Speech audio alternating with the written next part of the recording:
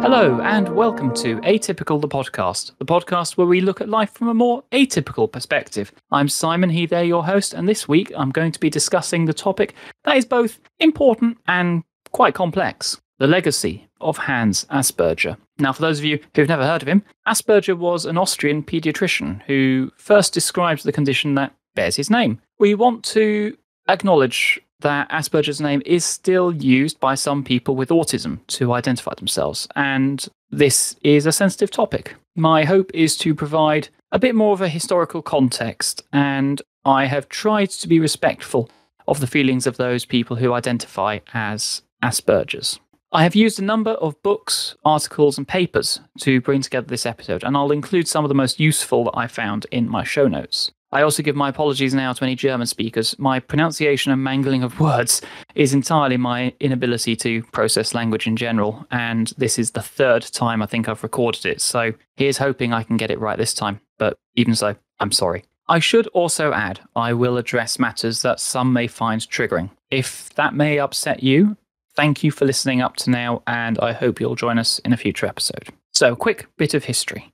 The concept of autism was first coined in 1911 by a German psychiatrist called, and again, I'm going to apologise now, Eugene Blumler, to describe a symptom of the most severe cases of schizophrenia, which was also a concept he'd created. Hans Asperger did also use this as the basis of his definitions in 1938 and went on to refine them into the condition that bears his name by 1944. Leo Kanner, an Austrian-American psychiatrist and physician working at Johns Hopkins in the US, also described what we now know as autism in 1943. I'll probably do an episode on the history of autism at some stage in the future with the rest of the cast.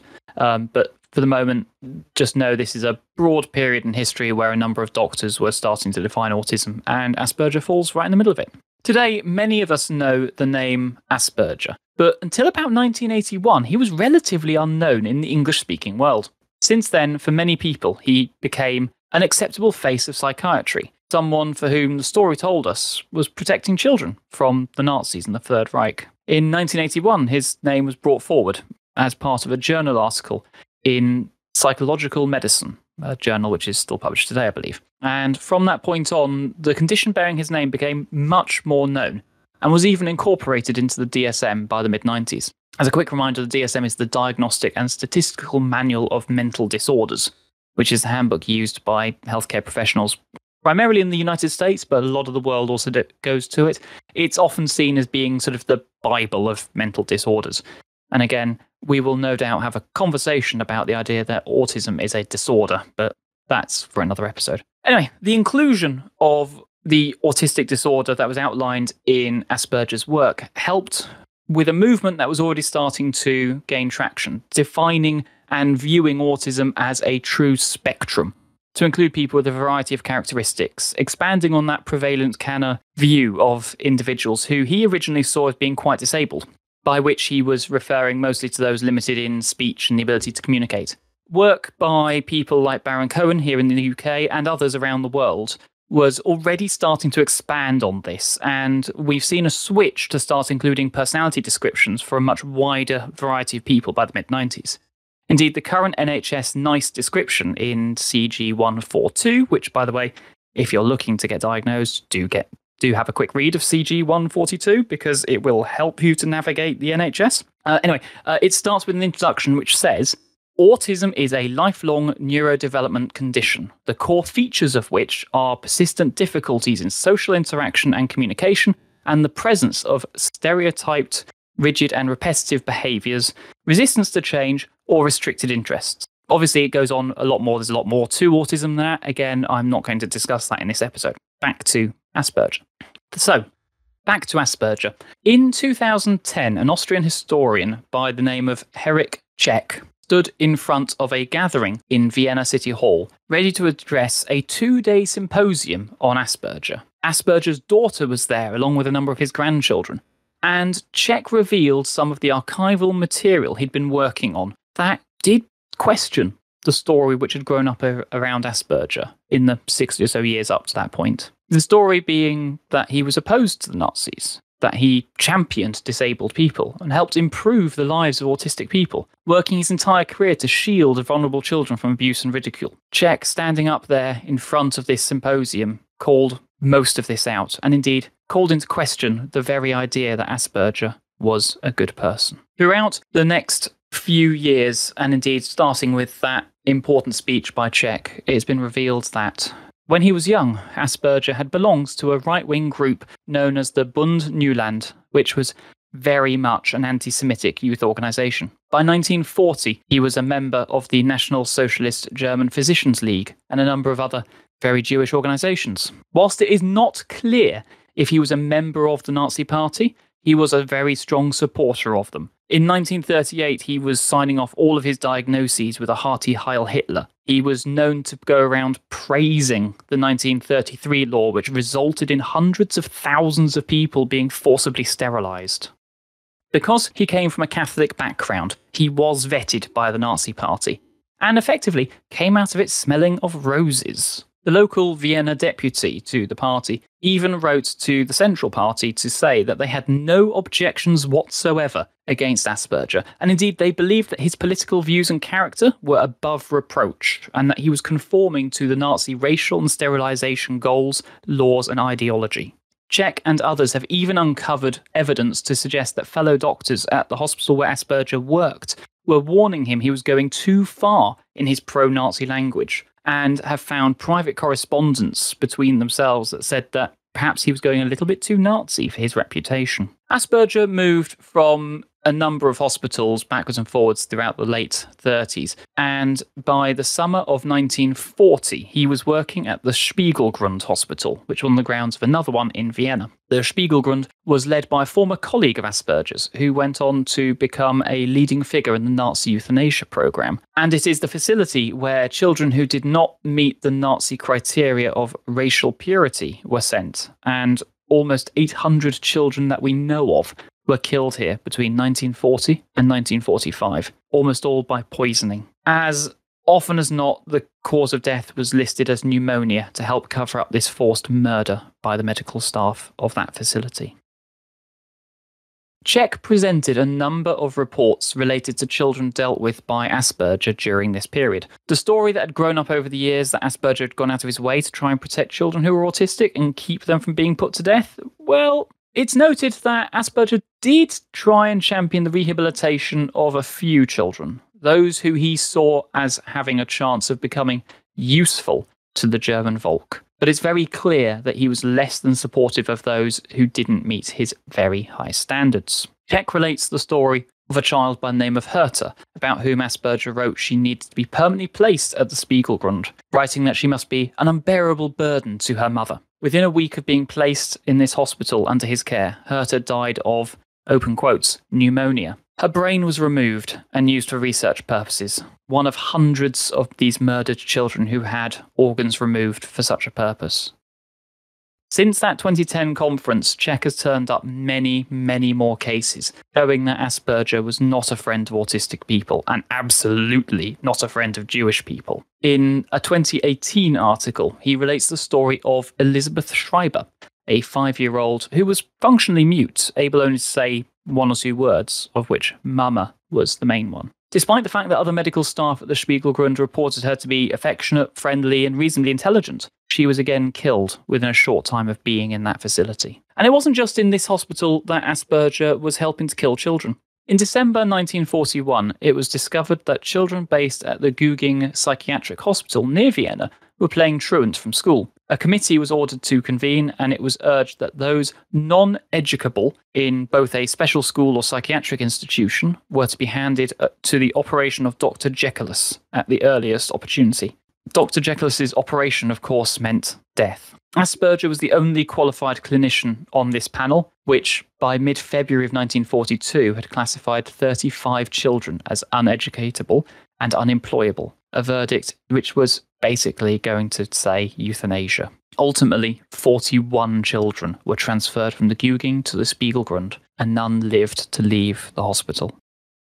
Various researchers have found that despite the story that had grown up around Asperger post-war, that he tried to save autistic children, indeed may have tried to save a few, it seems that quite a few patient files, he was more harsh in his assessment than is necessary. He used, as I've already said, the term unbearable burden, and indeed it's now known that he sent children to forced labour camps. Worse, he would make even more discriminatory and difficult notes if someone has a suspected Jewish lineage, and he'd sent a number off to death camps. He split up families and recommended Jewish children be taken away from non-Jewish foster carers, for example.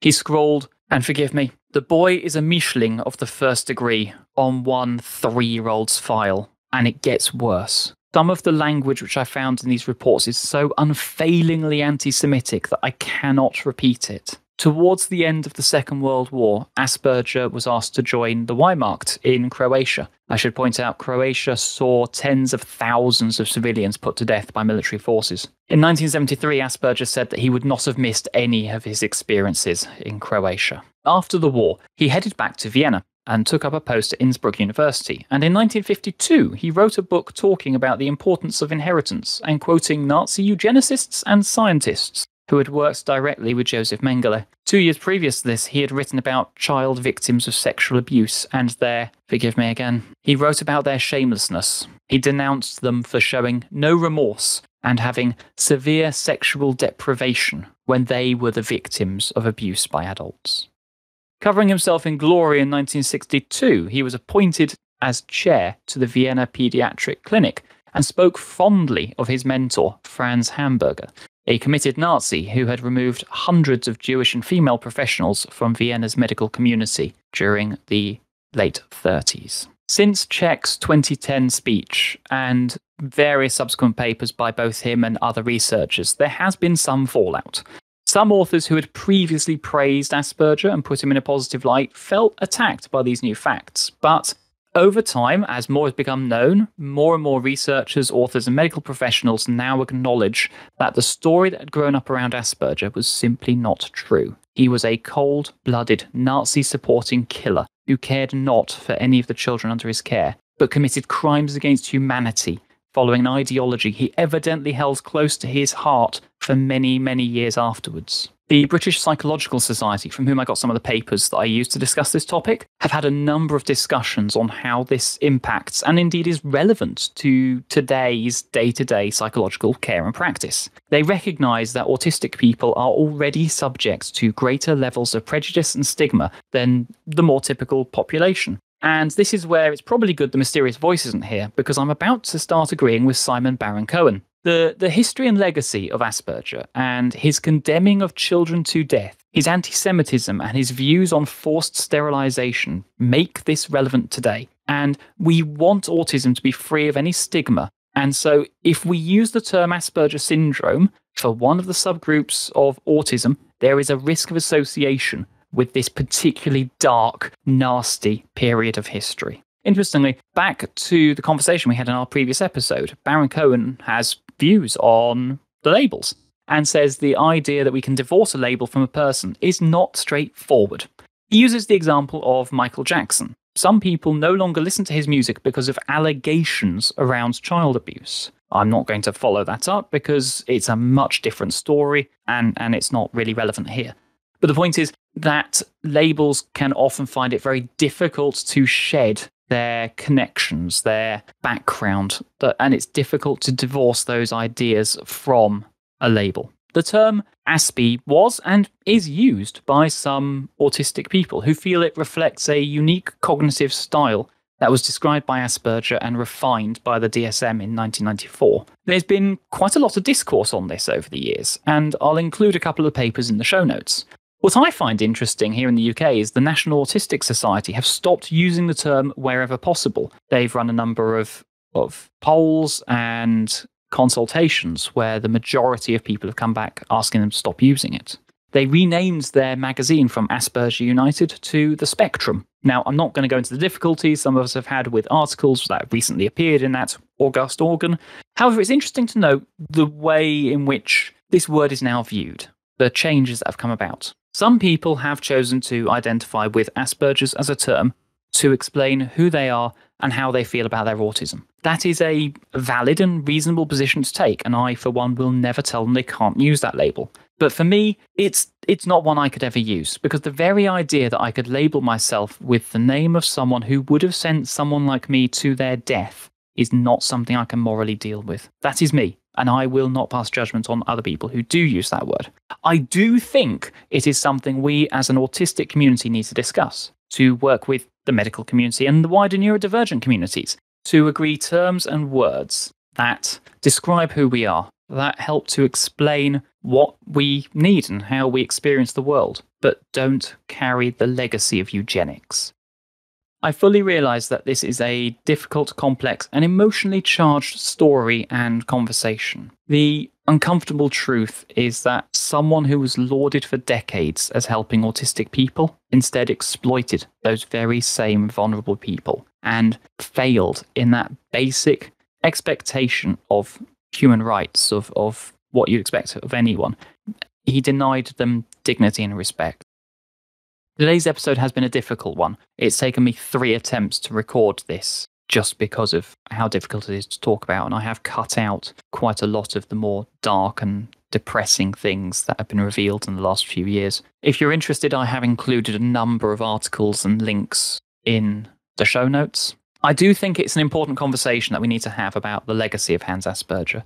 I hope I've been able to provide you with some context and insight. And as always, I thank you for listening. We will be back to our usual style of episodes in the next couple of weeks. And until then, I hope you have a very pleasant weekend. And thanks for listening. Bye for now.